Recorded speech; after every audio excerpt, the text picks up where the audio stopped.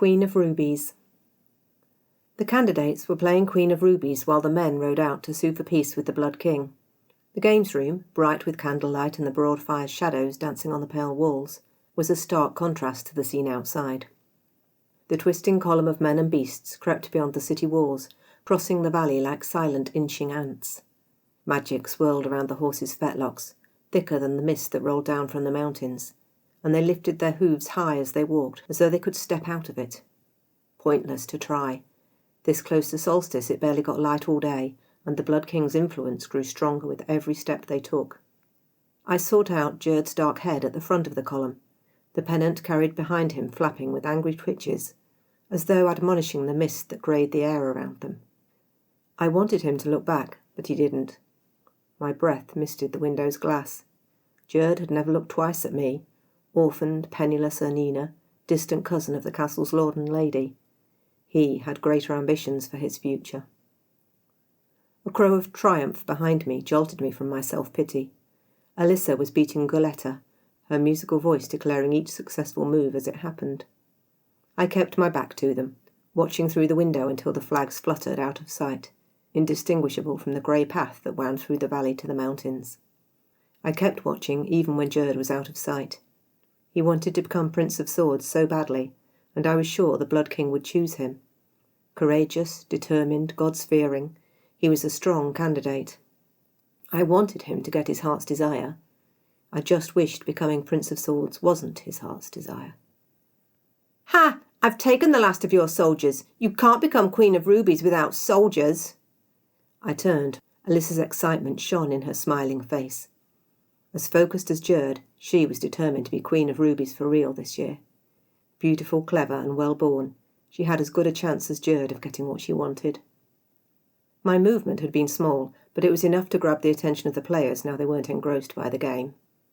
"Perhaps Ernina wants a turn," Goletta snapped, disappointment making her spiteful. "Maybe she'd like to be Queen of Rubies." "I won't be chosen. I was too low-born to be eligible for the honour, even if I wanted it." "It's only for fun," Alyssa taunted me. Buoyed by success, she rose from her place as though to make room for me.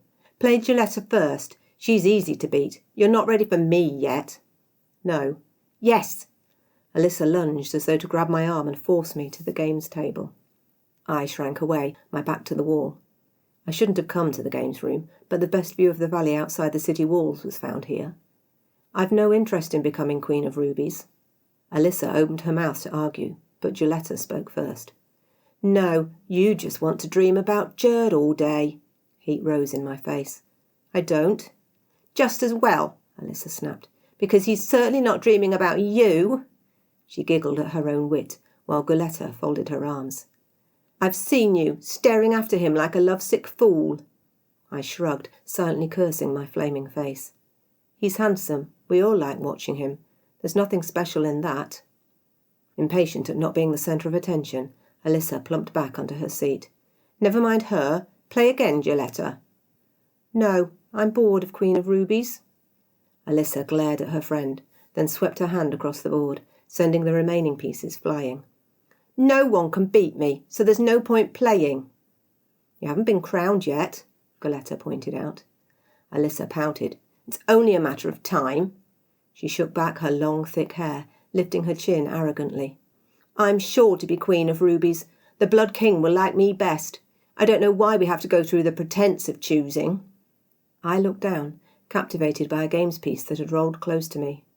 Magic swirled around it, obscuring the wooden floor.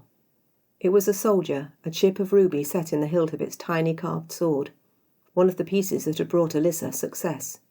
It rolled towards the worn toe of my shoe, close to the gap where the leather had worn through and my smallest toe could be seen. I shifted so the piece, and its magic, wouldn't touch my skin.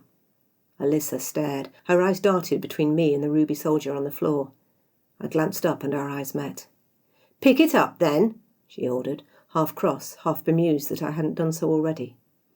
Goletta swooped down and snatched up another piece that had rolled beneath her seat, clattering it back onto the board. I swallowed. I wanted to reach into the magic, to know how it felt, and at the same time I was terrified to do so. "What are you waiting for? Pick it up!" Alyssa's tone dripped scorn, while her eyes sparkled. a predator sensing weakness. I looked down at the ruby soldier that I could touch if I just moved my toe a fraction.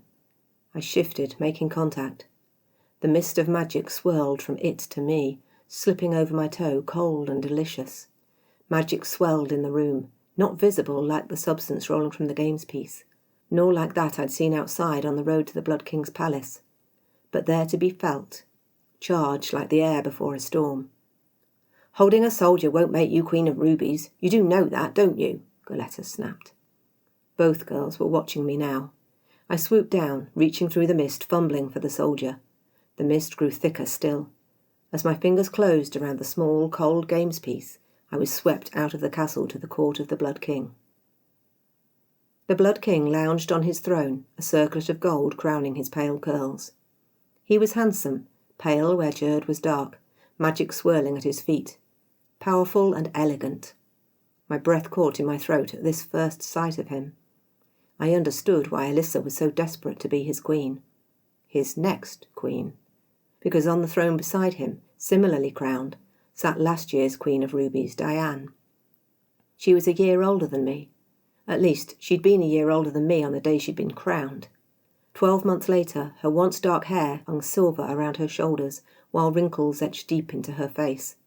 She looked like her own grandmother, as though she'd aged 50 years in the months she'd spent at the Blood King's court. My blood rushed through my veins as my brain made sense of the scene before my heart would let me understand it. My fingers tightened as I continued to watch. The hum of sound from the courtiers died down as the royal couple turned to each other. Diane smiled as the Blood King reached out, placing her hand in his, as though they intended to perform a stately dance in front of the court. The Blood King took both of her hands and lifted her to her feet, turning her towards him and pulling her close, as though they were lovers. I bit my lip. Whatever he felt for her, coursing through the magic, wasn't love. He bent his head to her neck, but instead of a kiss he opened his mouth, teeth flashing brighter than the circlet on his head before his fangs sank deep into Diane's flesh. She gave a cry that pierced my heart, then fell silent, sagging against the king who gathered her to him as he sucked greedily at the blood that flowed from her wound. It was minutes before, sated at last, he released the queen, whereupon she folded to the ground like a cloth doll discarded by a child. The king strode from the room, cheeks flushed from his meal, eyes sparkling, leaving Diane unconscious on the floor, the lines on her face deeper still. Another year or two added to her tally, while he'd grown stronger than ever.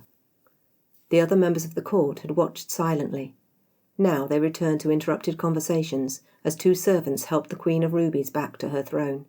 She sagged weakly, held in place by the high back and carved arms of the seat. "Give it back, stupid!" Alyssa's chiding voice dragged me back to the games room. I looked down to see the ruby soldier crushed in my fist, magic draining away as rapidly as it had arrived. Alyssa was trying to pry the piece out of my fist. "You aren't Queen of Rubies just because you're holding a ruby, you know." Goletta took her cue from Alyssa, snapping the words, sarcasm twisting her tone until it resolved into laughter, echoed by Alyssa, who took advantage of my embarrassment to snatch the soldier and slam it back onto the board. My eyes followed the piece. I'd even taken a step towards it before Alyssa's hand around my wrist arrested me. She tutted. "It's not yours, Ernina. It'll never be yours. Jealousy will get you nowhere." Jealousy? Foolish girl. I opened my mouth, trying to form the words to tell her what lay ahead if she became Queen of Rubies. But there wasn't chance. Alyssa scowled and pushed me towards the door. "Get out. If you won't play, let us play in peace." In the corridor outside, I stopped and leaned my head back. The cool of the wall seeped through my hair. I closed my eyes, and the scene from the Blood King's court swam back into my memory. The courtiers were so elegant, and the king himself. I looked down at my hands, remembering the way magic had rolled around him, bending to his will. My breath caught as I understood why the courtiers had watched passively while he drank from Diane. He bent them to his will with his magic. A crow of triumph echoed from behind the door. I fled down the staircase to find somewhere I could hide until the games room was empty. The moon shone high in a cloudless sky as I crept from my warm bed in the slumbering castle. Shadows chased me from window to window until I stepped inside the games room. The air tingled with magic, stronger than ever, dancing across my skin. I remembered the way it had flowed down the Blood King's fingers. My fingers fumbled slightly as I threw open the carved box holding the board and all the pieces. Magic slammed into me as I flipped back the lid. I closed my eyes and breathed it in, reaching blindly, my fingers closing on the first piece I found. Again I was swept away, again captivated by the ice-blue eyes of the merciless king. The delegation from the castle had reached his court. From his throne he regarded the candidates for Prince of Swords, a flick of his fingers sending magic towards each to examine them. The tingling in my fingers grew, drawing me more closely into the scene. The Blood King was checking for any trace of magic. He didn't want anyone in his court who might, even slightly, be able to match him. But magic was rare. He didn't find anything to trouble him in any of the ambitious boys standing proud and nervous before him. He made an abrupt gesture, and one of the boys stood forward. I recognized Gerd. Abruptly, the Blood King turned, staring straight into my eyes. I gasped and dropped the piece, slamming the lid closed. My heart hammered against my ribs. Magic was rare. Of course it was. That's why all the girls in the castle could touch the ruby games pieces without anything happening. That's why they had no idea what went on in the Blood King's court. That's why they were eager to be queen. They wouldn't compete to be Queen of Rubies if they knew. They'd refuse to accept the title, refuse to leave the castle and the city and venture into the Blood King's lands. But without magic, they had no way of knowing. One queen who served for a year so that everyone else in the city might be spared the Blood King's hunger, and one Prince of Swords to dispatch the old queen and make way for the new. Magic pooled around me. I didn't need to touch a piece to sense it now. I possessed magic. A magic no one else in the castle could see or feel, much less control. "Ernina, my stocking has a hole. Run to the laundry and find me another pair." The casual command was thrown over Alyssa's shoulder as we girls dressed the next morning. I rose slowly, anger sparking inside me. She looked up, the offending garment in her hands. "What? Run along? Make yourself useful?" I wasn't her servant. I longed to tell her what I discovered the day before. And yet I held my tongue, spinning on my heel and striding from the room. I possessed magic. It made me unique in the castle. It also made me dangerous. If anyone found out, they'd banish me, and I had nowhere to go.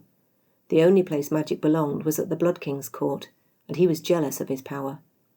I couldn't reveal my secret until I knew what I was going to do with it.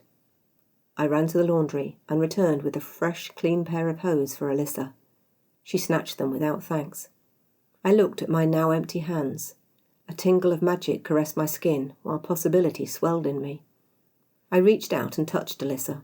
Surprised, she turned. I thought hard and clear about what I wanted her to do. Mist rolled from me to her. Then Alyssa straightened.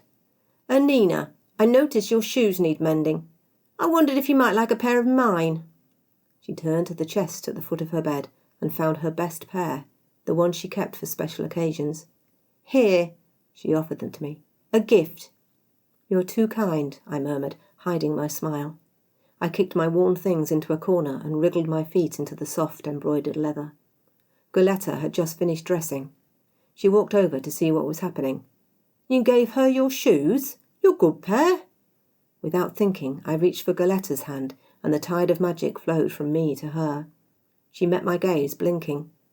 "You need a better gown to go with them. I'll find something for you." Moments later, I was the owner of a dark red silk gown, Guletta's best. I hid another triumphant smile. I possessed magic, and I could use it. I wasn't the poor orphaned girl anymore. "The men are back!" Alyssa, by the window, called us over to see the returning column of men and horses. Guletta joined her, craning for a better view. "I don't see Gerd. His horse is being led. I think he's been left behind. He must be Prince of Swords." I already knew who had been left behind at the court of the Blood King. The others hurried from the room, leaving me in peace to change my gown and make my plans. The moon was high at my back as the palace of the Blood King rose before me, blank stone glowing silver in the moonlight, cold and magnificent. Gerd's gelding tossed his head and snickered as we passed through the barbican and entered the courtyard. I wasn't sure whether the beast I'd stolen from my journey was uneasy to be returning, or pleased that he might be soon reunited with his master. The palace seemed deserted, but I knew that wasn't true. I left the horse in the courtyard to stay or stray as he would, and crossed the threshold. The thick oak door crashing shut behind me filled the silence. I oriented myself to match my vision, and trod up the steps towards the throne room. A murmur of sound began and grew stronger as I walked. When I threw the door wide and paused in the entrance, the sound ceased. Everyone within turned to see who had entered the Blood King's domain. I stood tall in my new finery and let them watch their fill. The courtiers regarded me silently, waiting until their king spoke before finding an opinion of their own. I glanced around the faces, seeing a few I recognised. Diane, of course, a couple of others. At one side of the room I saw the distinctive dark hair of Gerd, newest member of the court. The Blood King himself rose from his throne and walked towards me. "A new Queen of Rubies? You're early." He paused, head tilted to examine me. I faced him calmly, my heart beating faster when my gaze met and held those ice-blue eyes. A person could fall into those eyes and be lost forever. I wondered how many women had done just that. Magic flowed from the king, rolling in waves across the floor. My own magic prickled against my skin, but I held back. The king turned away, back towards the raddled Diane on her grand throne. "I don't accept you as Queen of Rubies." "I've no wish to be Queen of Rubies." I lifted my chin and addressed the Blood King straight back. "I've come to join your court." He halted, but didn't turn. "As your queen, Blood Queen, not Queen of Rubies." Silence held the room. The courtiers waited, attention divided between me and the king.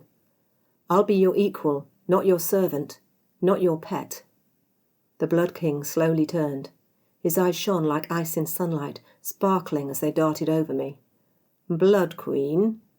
I held his gaze, my heart thumping a rapid beat. "Yes." I wanted it more than I'd ever wanted a thing in my life. "It's forever. Do you understand?" Magic rolled around him, swirling and cascading. I slackened my control and let my magic flow off me too. "I do." "And there's no turning back." To what? Being ordered around by women who had less power in their entire beings than I commanded with a thought?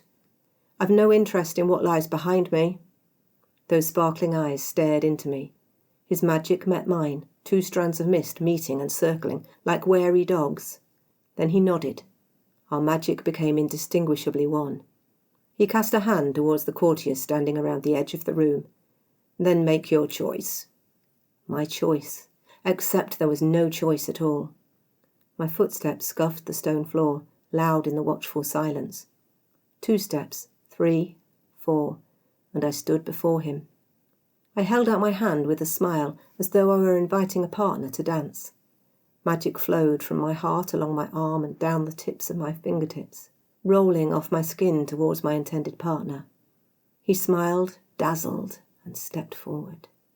I pulled him closer, standing on tiptoe as he leaned towards me, the bare skin of his neck pale against the dark of his hair. For a moment, as the scent of his skin mingled with my indrawn breath, I paused, heart frozen by what I intended. Then I reminded myself what I stood to gain, and bit hard into Gerd's willing flesh. That was Queen of Rubies by Katy Haye. Thank you for listening.